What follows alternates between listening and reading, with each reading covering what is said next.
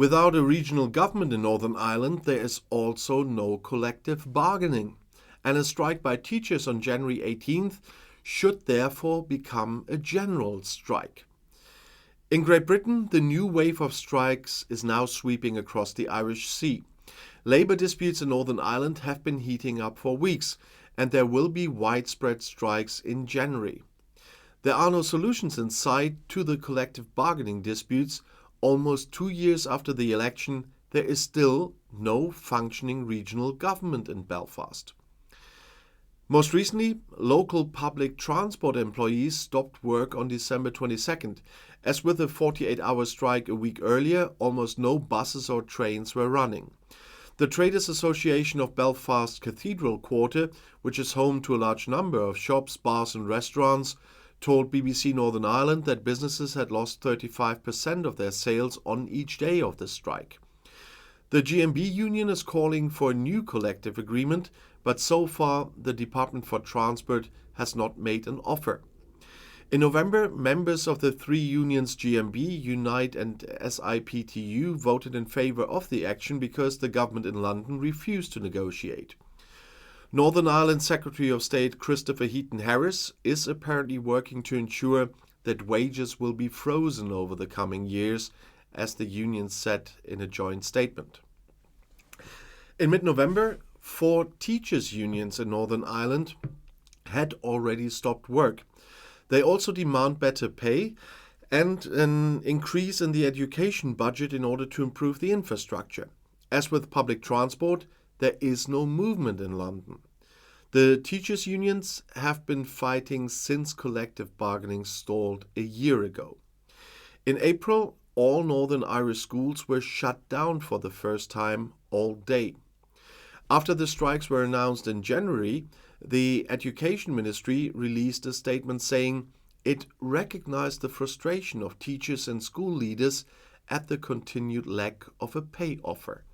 It is unfortunate that it was not possible to offer teachers a salary bonus due to an insufficient education budget. The government's negotiators also sound increasingly frustrated by this blockade.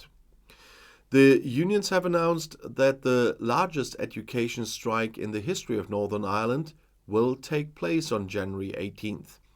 The Northern Ireland Teachers Association NITC announced on December 18th that the 4 largest teachers' unions would take part in this strike.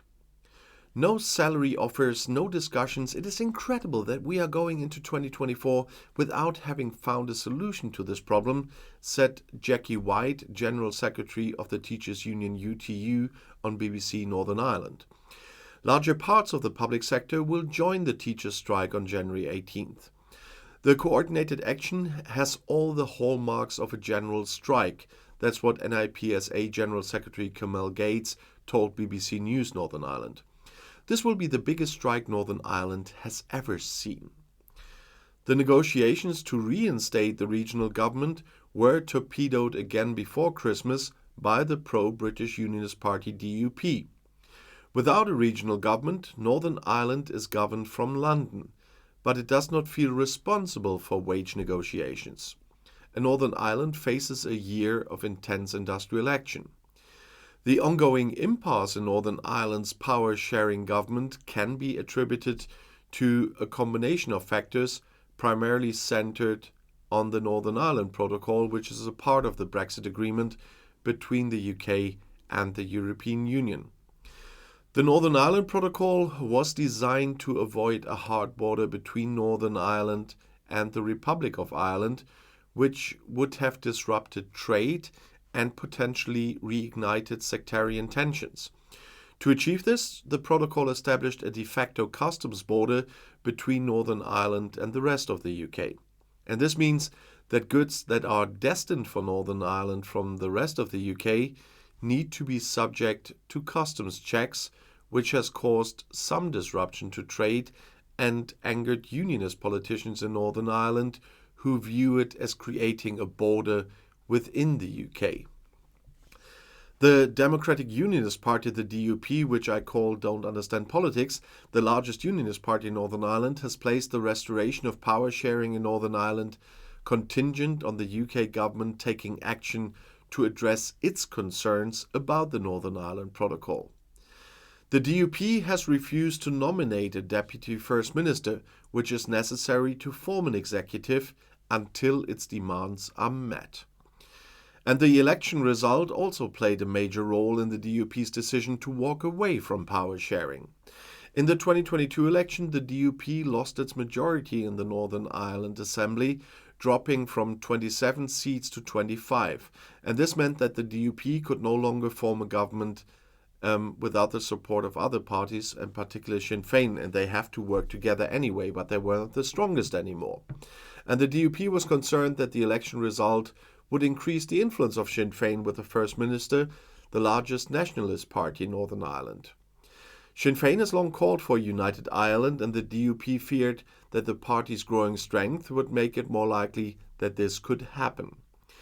In response to his loss of being the strongest party, the DUP refused to nominate a Deputy First Minister, which is necessary to form an executive, and this left Northern Ireland without a functioning government. And the DUP has used the Northern Ireland Protocol as a scapegoat for its failure to form an executive, because that the party has claimed that the protocol is unacceptable to unionists and that it needs to be renegotiated or scrapped before the DUP will return to power sharing is just an excuse. The UK government has supported the DUP's position on the Northern Ireland Protocol for quite some time. The government had once threatened to unilaterally override parts of the protocol, which has been met with criticism from the EU. And the EU has opposed the UK's government's plans to unilaterally override parts of the Northern Ireland Protocol. And at the time, the EU has warned that such action could lead to a trade war between the UK and the EU. But then the Windsor Protocol came. And the ongoing impasse in Northern Ireland is a result of the DUP's refusal to form an executive, and the UK government's support for the DUP's position ended somewhat with the Windsor Framework.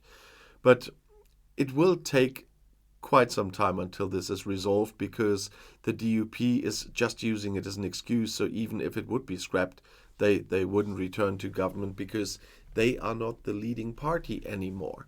But the lack of a functioning government is hampering the ability to address important issues, also healthcare, education, and the cost of living.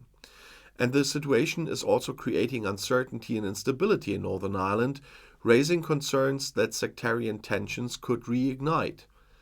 And this just is complete selfishness of some leaders of the DUP. And if you want to know more, the next video is right here in the end screen. I'll see you there. I'll be back.